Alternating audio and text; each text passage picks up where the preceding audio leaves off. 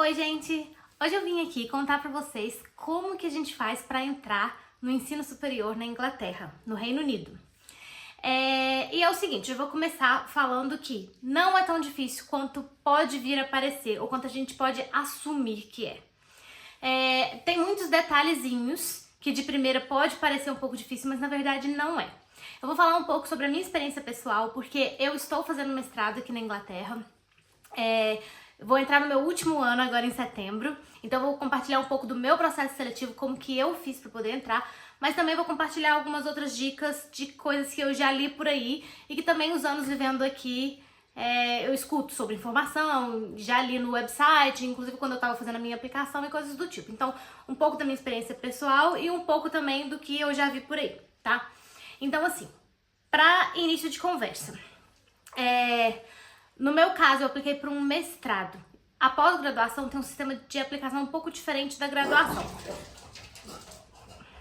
Gente, ambiente amador é isso daí, cachorro fazendo barulho, desculpa, mas, voltando aqui no assunto. O processo de aplicação da pós-graduação e da graduação é um pouco diferente. Eu tenho muito mais conteúdo para falar sobre a pós-graduação, porque foi esse que eu vivenciei, porque eu fiz a minha graduação no Brasil e daqui eu só dei sequência, eu não quis começar tudo de novo, mas eu também vou falar um pouco de como funciona o processo de aplicação para a graduação. Então, assim, para início de tudo, eu vou falar, não tem mistério, não é difícil, às vezes a gente assume que a gente tem aquela coisa, né, da síndrome do impostor, de que a gente não é tão bom assim, ou da síndrome de vira-lata, achar que tudo que tá na Europa, que tá, enfim, em outros países é melhor, e não necessariamente. Não acho que vocês não podem fazer, a gente faz, a gente dá conta, o nosso sistema de ensino no Brasil é bom, acredite se quiser. Não tô generalizando, eu sei que tem alguns que deixam a desejar, mas assim, pelo menos a universidade que eu estudei no Brasil não me deixou a desejar em nada. Eu posso falar isso assim com propriedade, porque eu tô vendo, eu estou estudando na universidade aqui e eu vejo que a universidade que eu fiz no Brasil não me deixou a desejar. Assim, a qualidade foi muito boa. Então, assim, por que a gente não vai acreditar no nosso potencial de achar que a gente não pode, não tem condição, não tem conhecimento suficiente, não tem preparação pra encarar uma universidade no exterior? A gente tem sim. Então tá, vou parar de ficar enchendo linguiça e vou tentar ir direto no assunto. O que acontece? Para início de conversa, o ano letivo aqui geralmente começa em setembro, é diferente do Brasil que começa em fevereiro. Porque começa após o verão, é a mesma coisa no Brasil, pós o verão no Brasil. Então começa em setembro. Então, as aplicações geralmente elas acontecem, para graduação elas costumam acontecer antes, geralmente no mês de janeiro, mas isso varia de instituição para instituição. Então, assim, quando for fazer a aplicação, tem que conferir isso, qual que é o deadline, que é a data de aplicação deles, para poder entrar no próximo ano, que geralmente é setembro. Apesar de que muitas instituições têm também entradas em janeiro e abril, mas a principal mesmo, o grande ano letivo, a grande entrada de estudantes é em setembro. E a pós-graduação, as aplicações geralmente são no mês de junho e julho. A minha eu fiz no mês de julho. E eu demorei mais ou menos o processo inteiro, desde quando eu comecei a aplicação. Não quando eu comecei a pensar, porque eu já penso nisso há anos, mas assim, quando eu comecei a aplicação de fato, ali concretamente, até terminar, eu demorei mais ou menos um mês. Beleza, agora deixa eu voltar meu raciocínio aqui. Então, como que a gente faz para aplicar? É o seguinte, para fazer a aplicação, existem algumas formas. Uma delas, eu acho que talvez seria até a principal, foi a primeira ferramenta que eu usei. Eu não terminei por essa, mas foi a primeira que eu usei. É o site do UCAS. O UCAS significa University and College Assistance Service, acho que é isso. Admission Service. E nada mais é do que um website que ali você encontra todas as universidades do Reino Unido, você pode escolher os seus cursos, você encontra informação de tudo que você vai precisar, na verdade. Ali, na verdade, é a chave mestra do que a gente precisa para começar, de verdade, assim mesmo. E lá, inclusive, a gente pode fazer as aplicações por esse website. Quando a gente está fazendo a aplicação para a graduação, a gente pode aplicar para até 5 instituições, para pós-graduações, para quantas que você quiser. Mas o que acontece? Eu acho que esse site ele é o pulo do gato. Como eu falei, eu não terminei meu processo de aplicação por ele, mas ele foi o pulo do gato no sentido de que foi por lá que eu pesquisei as universidades que estavam perto de mim, quais os cursos que elas ofereciam, qual a data de entrada, se era setembro, janeiro, abril. Então foi lá que eu fiz meu primeiro norte. Gente, eu não sei se tá dando pra escutar os cachorros, mas desculpa, tipo, eu não tenho um estúdio pra gravar. Mas foi nesse site que eu peguei meu primeiro norte, que eu comecei minha primeira pesquisa, assim, o que eu quero cursar, quais os cursos cada universidade oferece, coisas do tipo. E o bom desse site é que sempre pode te direcionar para o site da instituição. E essa é a outra forma que a gente tem de fazer inscrição também. É direto com a instituição, que foi o que eu fiz. Então, eu entrei por esse site do UCAS, eu não terminei por lá, mas eu pesquisei tudo que eu precisava por lá, decidi as universidades que estavam mais perto de mim, que estavam mais próximas de mim, que me favoreciam para o meu interesse. Os cursos que tinham que me interessavam mais também. E a partir dali, quando eu já tinha tudo enxutinho do que eu queria, eu comecei a entrar em contato direto com o site da instituição e ver quais são os critérios de entrada que eles cobravam. Então, assim, qual é o nível de proficiência de inglês? Quais são os documentos que eles pedem? Quais são os formulários de aplicação? Isso eu não fiz pelo site do UCAS, tem gente que faz todo o processo por lá. Então, sim, se quiser fazer é uma opção. Mas eu fui direto ali nas universidades e comecei a olhar até para fazer uma pesquisa de curso, de professor e coisas do tipo, o que eles tinham a oferecer, valor do curso, essas coisas. Então são esses dois processos, você pode ir direto na instituição ou pelo UCAS, e eu acho que o pulo do gato, para tentar resumir tudo que eu falei, vai pelo UCAS, começa a primeira pesquisa lá, seleciona as universidades e cursos que você tem interesse, e a partir daí eu fui no site de cada universidade e olhei tudo certinho, todos os requerimentos que eles exigiam por lá. Então esse é o primeiro passo, serve tanto para graduação como pós-graduação. Deixa eu pensar aqui o que mais que eu tenho que falar. Na verdade, eu ouvi falar que quando você faz aplicação para pós-graduação, muita gente utiliza o UCAS e para graduação utiliza direto a universidade. Não sei se procede, mas eu ouvi falar sobre isso. Uma coisa que não tem como fugir, gente. Tem até como você desviar um tiquinho, mas não tem como fugir, é o danado do IELTS. Sabe aquela prova de... Como que é? English... IELTS... Peraí. O exame de proficiência na língua estrangeira. É International English Language Testing System. Não tem como fugir. Ou, às vezes, igual eu falei, dá pra desviar. Eu acho que vou até falar um pouquinho como que a gente desvia. É o seguinte, quando a gente entra no site da instituição, algumas instituições aceitam outros tipos de teste. Às vezes eles têm os próprios testes, eles têm um próprio tipo de teste lá deles mesmos que a gente pode fazer. Ou algum outro, tipo aquele TOEFL, esse quase não é aceito, mas tem uns outros nomes lá de uns testes que eu já nem sei, mas só olhar, cada instituição vai estar escrito lá o que eles exigem. A maioria, principalmente as maiores, assim, de mais reputação no mundo, é o IELTS, por isso que eu falei, não tem como fugir muito, assim.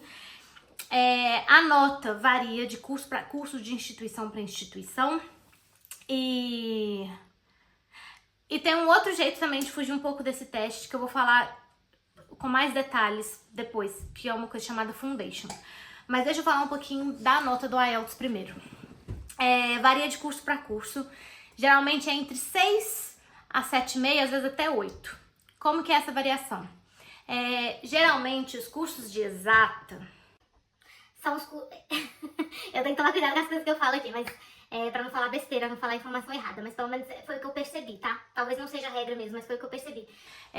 Esses cursos de exatas são os cursos que eles exigem uma nota menor. Tipo 6, 6,5. Por quê? Porque são cursos que eles são mais cálculo, ele não precisa muito dessa comunicação verbal, de lidar ali com o outro ser humano o tempo inteiro, né? Então eles não precisam de uma fluência no inglês num nível tão extraordinário. Precisa da fluência, precisa do conhecimento. Uma nota no IELTS 6, 6,5 é uma nota boa. Então, assim, precisa de ter conhecimento na língua, mas não precisa de ter um conhecimento avançadíssimo e, tipo, super top, que é o que outros cursos, por exemplo, o curso da área de saúde, exige. Porque o profissional de saúde, ele tá lidando com o ser humano o tempo inteiro. É conversa, é um trabalho muito verbal, tá? Mas, enfim, eu não vou ficar me delongando nisso demais não, porque senão eu falo sem parar. Olha, cada instituição, cada curso vai estar lá com a nota que eles exigem e aí você se programa pra isso, tá?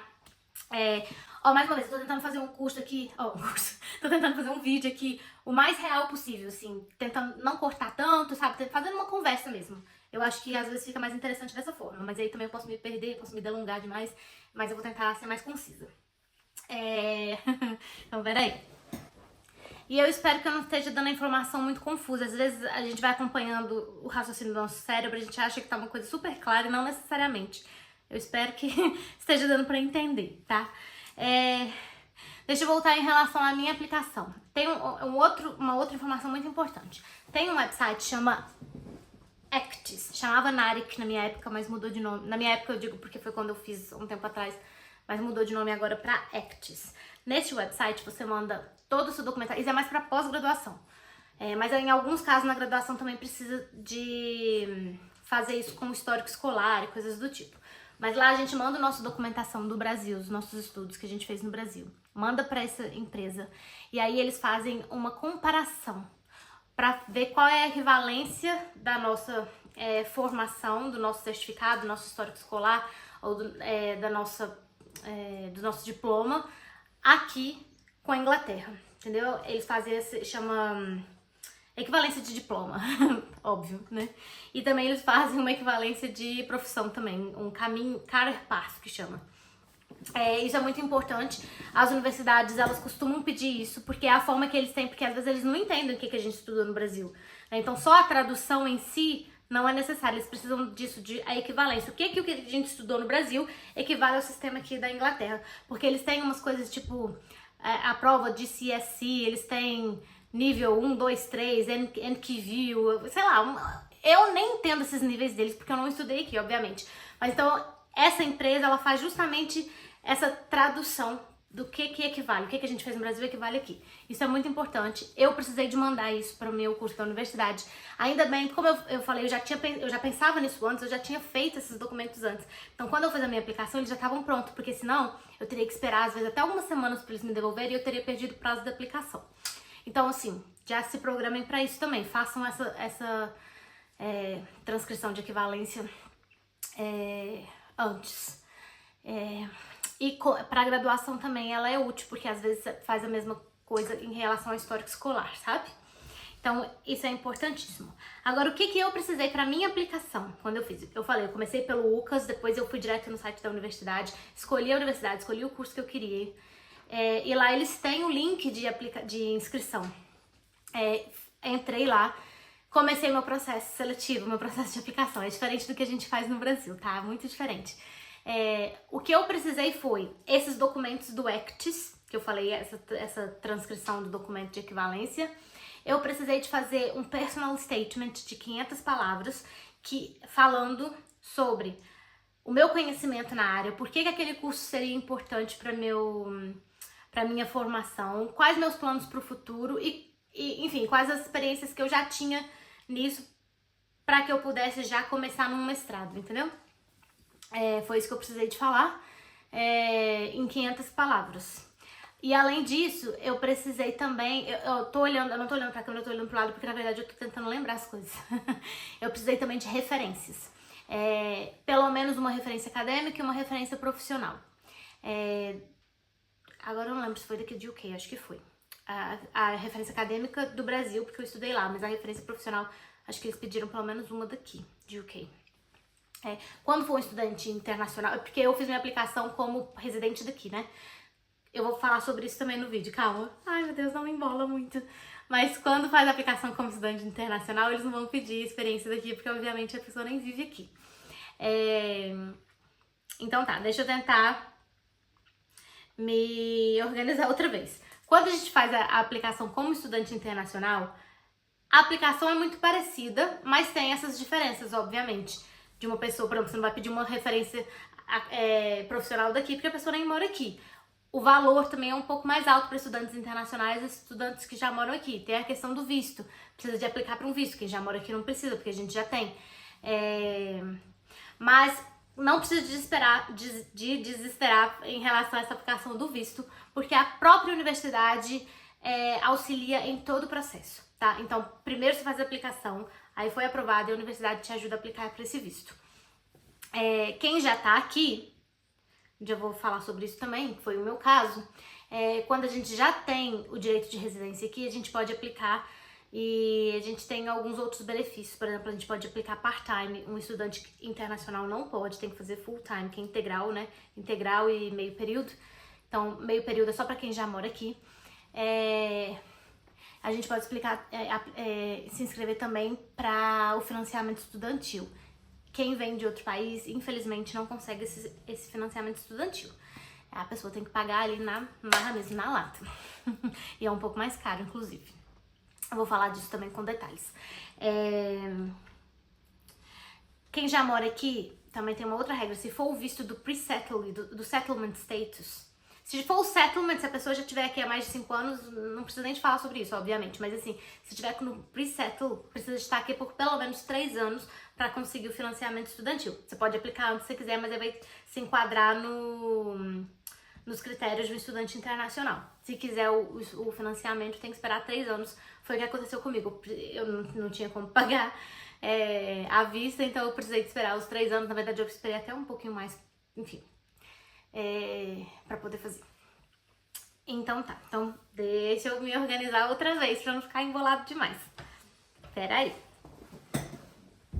Na verdade, já que eu já citei o financiamento estudantil, eu já vou falar um pouco dele de uma vez. E, gente, eu achei que o vídeo fosse ficar bem pequenininho, mas quando a gente começa a falar, a gente vê que, na verdade, vai ficar um pouquinho longo. Mas o financiamento estudantil, para quem já mora aqui, funciona da seguinte forma. A gente faz a aplicação, é simples também, pelo site do governo. A aplicação é depois que a gente já for aprovado. A gente não aplica antes de já ter sido aprovado pela universidade, não, tá? Então faz o processo seletivo primeiro, recebe a aprovação da universidade, porque você vai precisar dessa aprovação para se inscrever, para aplicar pro financiamento. E aí no financiamento estudantil eles dão até 12 mil por ano. O curso geralmente não custa isso, eles custam por volta de 8 a 10 mil, obviamente dependendo da instituição, dependendo do tipo de curso. E os outros 2 mil aí eles falam que é ajuda de custo, que uma ajuda de custo bem chuleira, né? Fuleira. Porque não ajuda muita coisa não, mas tá, melhor do que nada. Então é assim, aí você faz o financiamento estudantil. Quando é pra graduação, a instituição lá, o governo que te deu o financiamento, já paga direto pra universidade. A gente nem vê o dinheiro, a gente só vê a ajuda de custo.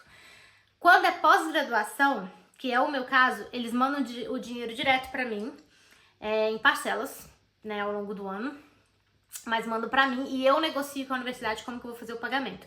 Eles me mandam 4 vezes por ano e, obviamente, foi assim que eu negociei com a universidade, 4 vezes por ano, porque eu não quero ficar com aquele dinheiro na minha conta. Então, no dia que o dinheiro chega, eu já mando pra universidade, sabe? Foi assim que eu negociei com eles.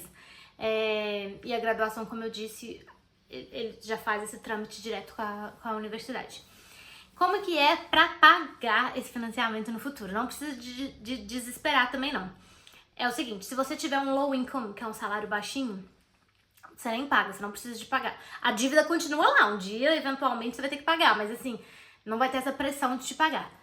Só é obrigatório começar a pagar quando a pessoa estiver recebendo mais, eu tô olhando aqui porque isso eu precisei de anotar, mais de 21 mil por ano, 21 mil libras, tá? Então, menos de 21 mil libras não precisa de pagar.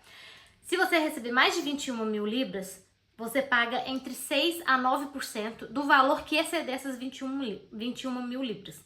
Então, por exemplo, uma pessoa que ganha 33 mil por ano, isso equivale a 2.750 por mês.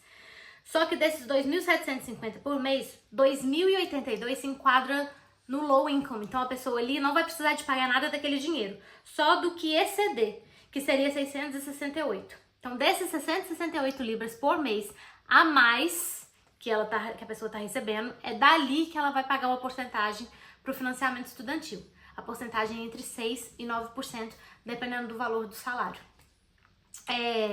Então, nessa situação de uma pessoa recebendo 33 mil por ano, 2.750 por mês, 668 é o valor taxado, 9% por mês, ela paga mais ou menos 60 por mês.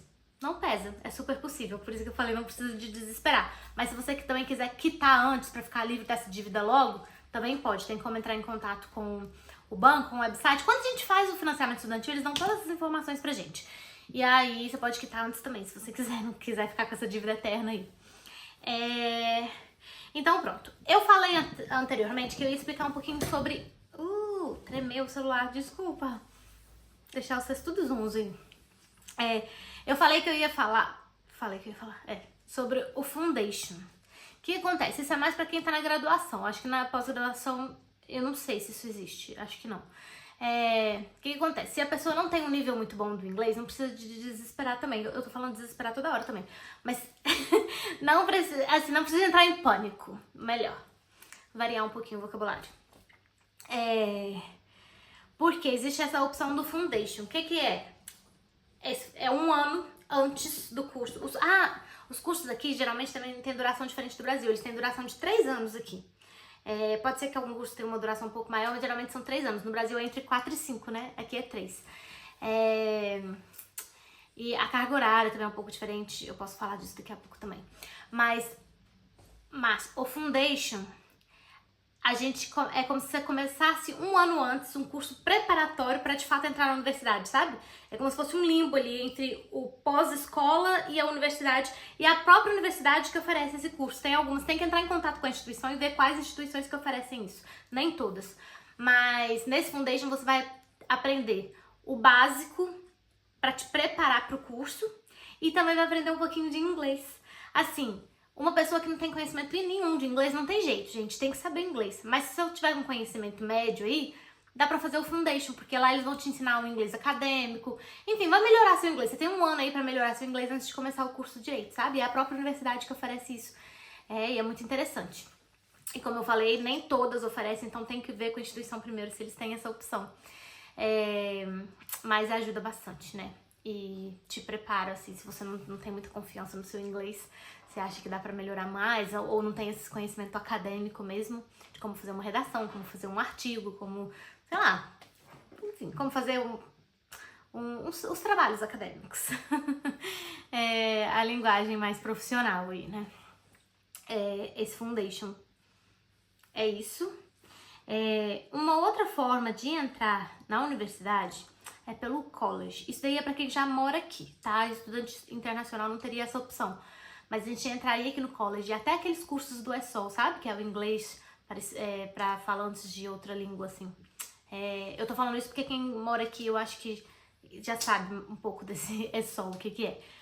Se você terminar, é um caminho mais longo, porque você precisa de terminar o ESOL, fazer até o nível 2, e aí algumas universidades também aceitam a inscrição como proficiência na língua, com esse nível 2 do ESOL. Se a pessoa fizer matemática e... O que é que eles cobram? Matemática e inglês, eu acho. Aí melhor ainda, que aí tem outras universidades que aceitam ainda mais. Esse é um caminho mais longo, mas é um caminho possível de ser feito. Que mais que eu posso falar? Eu falei sobre a questão da carga horária, que é um pouquinho diferente, né? O que acontece no Brasil? Quando eu estudei lá, meu curso era integral. E eu estudava de manhã e de tarde, praticamente todos os dias. Às vezes tinha uns intervalões em uma aula e outra. Assim, eu ficava por conta da universidade todos os dias, toda hora. Tinha muitas aulas. De vez em quando, uns intervalinhos, principalmente mais pro final do curso, uns intervalinhos para fazer estágio. Aqui, pelo que eu reparei, é um curso muito mais de disciplina e de alto esforço. Então, por exemplo, o integral aqui, geralmente são 2 vezes por semana só. Você vai lá 2 vezes por semana, mas eles esperam que você faça 40 horas de estudo. Então, essas 40 horas de estudo você vai fazer sozinho. Lendo livros, fazendo artigos, fazendo trabalhos que o professor pede, né? Tipo, os assignments os finais, que são as avaliações. E os cursos de meio período geralmente ainda são 1 dia só na semana. E o restante é a mesma coisa. É tempo pra você fazer sozinho. Então são cursos que te exigem muita autodisciplina, sabe? Muita responsabilidade. Que às vezes no Brasil não necessariamente, porque no Brasil a gente tem muita aula ali, né? Muita presença pra marcar e coisas do tipo. Agora eu vou falar com vocês. Eu falei isso no inicinho da síndrome do vira-lata. A gente tem mania de endeusar muito que tá na Europa. E eu vou te falar, vivendo aqui, bullshit, tá? Às vezes a gente no Brasil é muito melhor que eles em vários aspectos. A gente só não acredita na gente mesmo. E por que eu tô falando isso? Porque é isso, às vezes a gente pensa, eu vou estudar na Inglaterra, que sensacional, muito difícil, é pra poucos, não é todo mundo. Gente, não. Igual eu falei, precisa de dedicação, precisa de se inscrever, precisa de ver qual é o processo seletivo, mas não é assim tão difícil, não é. Precisa de conhecimento na língua, obviamente, mas se a pessoa já tiver esse conhecimento, já tiver o que precisa, não é difícil. E mais, eu tô falando dessa questão da síndrome do vira-lata, o Brasil não deixa a desejar. Não vou generalizar, não vou falar de todas as faculdades, mas eu vou falar pelo menos do meu ponto de vista, do que eu vi no Brasil. Eu estudei numa universidade muito boa, estudei na UFMG e não me deixou a desejar em nada, tá? A qualidade de ensino e de aprendizado que eu tive lá foi muito boa. Às vezes, se não foi até melhor, tá? Desculpa falar, mas sim. Eu não sei também, talvez se eu tivesse em Oxford ou em Cambridge, eu pensaria diferente, mas pelo menos na universidade que eu tô aqui em Liverpool, eu tô na Edge Hill, eu acho que a UFMG não deixou a desejar em nada, eu aprendi muita coisa, e o que eu digo na questão de ser melhor não é nem de qualidade de ensino não, porque os professores daqui também têm muita qualidade, mas é em questão de amplitude do que ensina, sabe? Eu acho que a universidade no Brasil, pelo menos igual eu falei, do meu ponto de vista, do que eu aprendi, dá pra gente muito mais informação.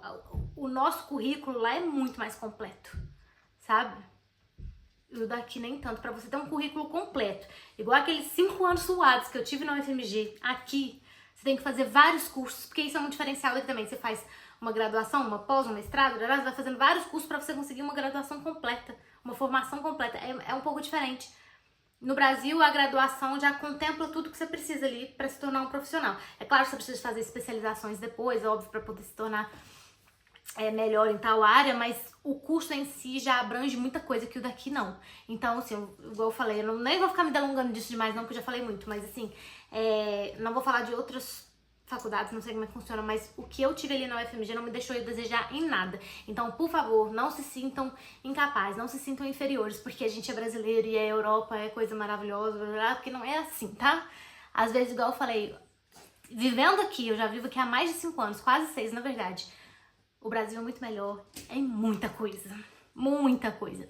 Então acredite em vocês. Se quiser vir estudar, ou gente que já mora aqui também, afinal de contas minha página, a maior parte dos meus seguidores é de gente que já mora aqui. Gente, é só se dedicar. É só seguir ali as instruções. Vai, igual eu falei, começa pelo Lucas, entra em contato com a página da universidade, vê o que eles estão pedindo no processo seletivo e faz. E não tem bicho de 7 cabeças. Não tem. Não é tão difícil assim. E quando tá lá dentro, eu vou falar, tá, às vezes tem a dificuldade da barreira linguística, que pode sim ser um empecilho, mas também não é assim tão difícil não. Ainda mais se eu tiver tido uma base boa, que pelo menos foi a minha situação. Eu acho que eu tive uma base boa e minha faculdade não me deixou na mão em nada, assim. Eu tô conseguindo acompanhar muito bem aqui, igual eu falei, às vezes eu acho que até mais bem preparada do que outros estudantes que vêm daqui, mas eu tenho que tomar cuidado com as coisas que eu falo.